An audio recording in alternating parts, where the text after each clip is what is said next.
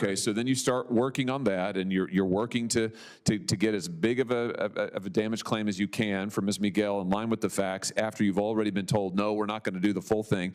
And then before you can even complete your work, you're taken off the case. Is that right? Yes. Why do you think that happened? I was told it was due to time I was taking too long, but I don't believe that is the case. I think that Allstate saw from this and my recently prior estimates of being very thorough and complete and going back and forth with reviewers on coverage that it was going to be a higher estimate, and it would be more cost effective to reassign it to an adjuster that would listen better. Yeah, an adjuster who would lowball the policyholder. Really, I mean, that's what we're talking about. You're removed from the case. They took 3 weeks to send you out to begin with, and then all of a sudden, boom, you're removed once it looks like you're actually going to do some justice for Ms. Miguel. Let me just ask you more broadly. Wow, this is exactly why so many Americans are losing trust in big insurance companies. You've got families dealing with devastating hurricane damage, and instead of getting help fast, these witnesses are claiming they were delayed, lowballed, and pushed around by the system. And honestly, Senator Josh Hawley came prepared for this hearing.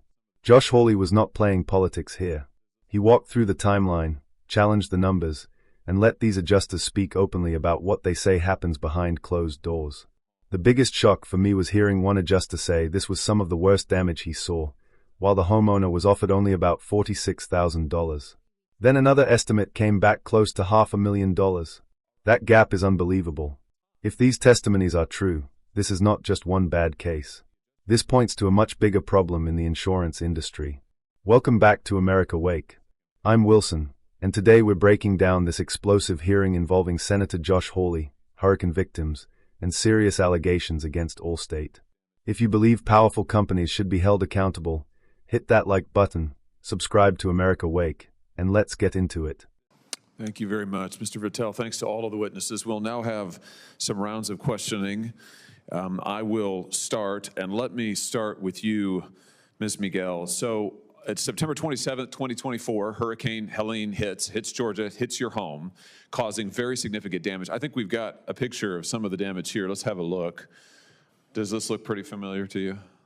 It does. It looks pretty severe. I mean, that's a massive tree right there in the front part of your home, and you're an Allstate policyholder. Is that correct? Correct. And Allstate sends out an adjuster. You said pretty quickly, just a moment ago. Is that about correct? 3 weeks after? Oh well, that's not very quick. Okay, 3 weeks after.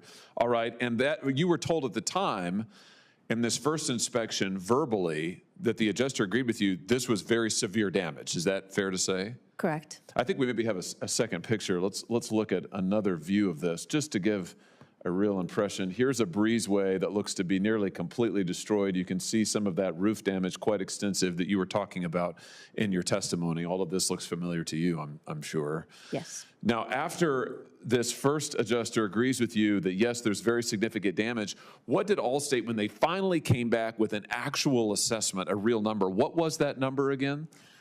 $46,000. $46,000. So you went to considerable expense on your own. You hired your own independent adjuster to come back out and do all of this over again. And that person, looking at all of this evidence, that person found that the damage was in the neighborhood of what? I'm sorry, can you repeat the question? Yeah, how your independent adjuster, how much did that person estimate the damage was? $497,000. $497,000. Allstate offered you 40, basically. Correct. And you're still waiting for this process to be resolved all this time later. Is that right? That's right. Let me just ask you now, Mr. Schroeder, because you were that first adjuster who worked for Allstate who came out to look at this home. You were a field adjuster deployed for Allstate through pilot catastrophe. Is that correct? Yeah, that's correct. And you were the first one to inspect Ms. Miguel's home after the hurricane. Is that right? Yeah. And you went in person, I think. Is that correct? Yes. And you spent several hours, Ms. Miguel said in her testimony a moment ago, you spent several hours doing a very thorough inspection. Is that your memory also? Yeah, that's correct. And how serious would you say the damage was in your own, just your personal recollection? Extremely, probably the most serious that I saw on this deployment. Wow, the most serious that you saw on the deployment, which makes sense given these photos. So you start, if I understand correctly, you start to prepare an estimate for a full replacement of this breezeway right here. Does that sound right? Yeah, that's correct. But then you were instructed, you were told by the higher ups, no, we're not going to do a full replacement of the breezeway. So only do an assessment for a partial replacement of the breezeway. Is that correct? Yes, that's Okay, correct. so then you start working on that, and you're working to get as big of a damage claim as you can for Ms. Miguel in line with the facts after you've already been told, no, we're not going to do the full thing. And then before you can even complete your work, you're taken off the case. Is that right? Yes. Why do you think that happened? I was told it was due to time I was taking too long, but I don't believe that is the case. I think that Allstate saw from this and my recently prior estimates of being very thorough and complete and going back and forth with reviewers on coverage, that it was going to be a higher estimate and it would be more cost effective to reassign it to an adjuster that would listen better. Yeah, an adjuster who would lowball the policyholder. Really, I mean that's what we're talking about. You're removed from the case. They took 3 weeks to send you out to begin with, and then all of a sudden, boom, you're removed once it looks like you're actually going to do some justice for Ms. Miguel. Let me just ask you more broadly, Mr. Schroeder, have you ever been told to change estimates to reduce payouts? Yeah, frequently. And when you've pushed back on this, if you've ever said no, what happens then? If I say no, then the claims typically get reassigned due to, they say, either lack of compliance or other reasons like I'm taking too long. In your experience, was this kind of thing a one-off thing or was this a pattern? This was definitely a pattern. Is it fair to say then that Allstate's priority in your experience was not getting the best possible award for their clients, it was in protecting their bottom line? Certainly in protecting their bottom line, yeah. Mr. Milliken, let me just come to you because you were then yet another adjuster in this same case sent out to look at Ms. Miguel's property. You worked as a field adjuster for Allstate through pilot catastrophe for about 8 years. Do I have that right? At least 8 years, yes. Yeah. In that time, you have personally inspected hundreds of properties damaged after storms and disasters. Is that fair to say? Thousands. Thousands. And you're trained to determine the extent and cause of the damage and how much it costs to repair it. Is that fair to say? Yes, sir. All right, so let me just ask you about Ms. Miguel's claim. You were assigned to re-inspect her home. Is that right? Yes, sir.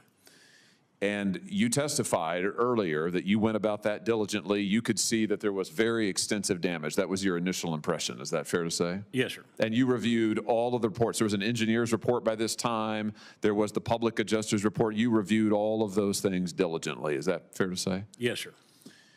When you submitted your report to Allstate recommending several $100,000 worth of payments to Ms. Miguel and her husband, what happened then?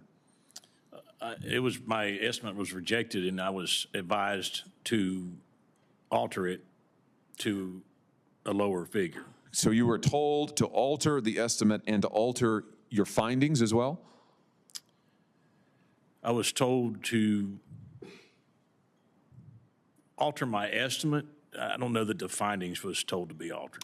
Were the alterations that you were told to make, were those consistent with your own review of the property and your own assessment of the damage? No, sir.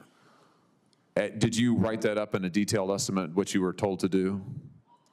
I did, yes, sir. And Allstate then, they send that estimate ultimately to the property owner, is that correct?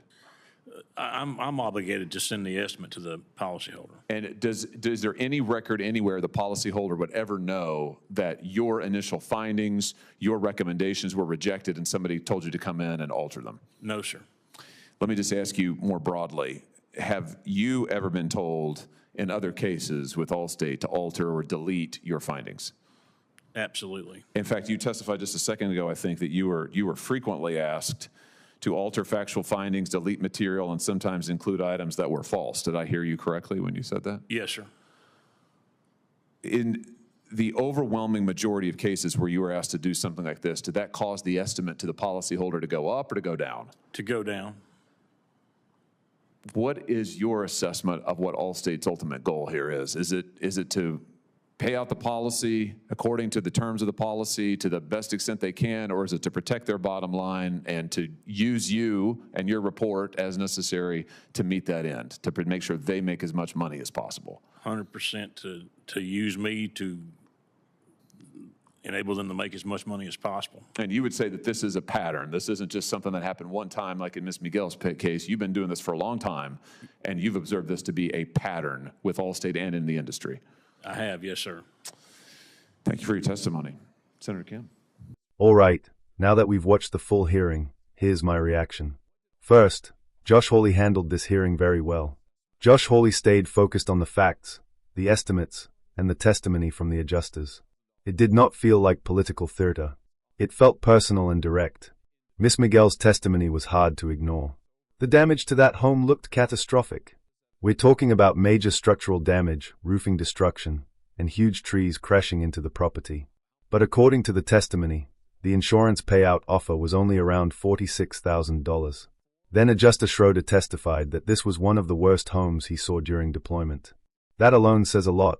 But what really stood out was Schroeder claiming he was pushed to lower the estimate and later removed from the case.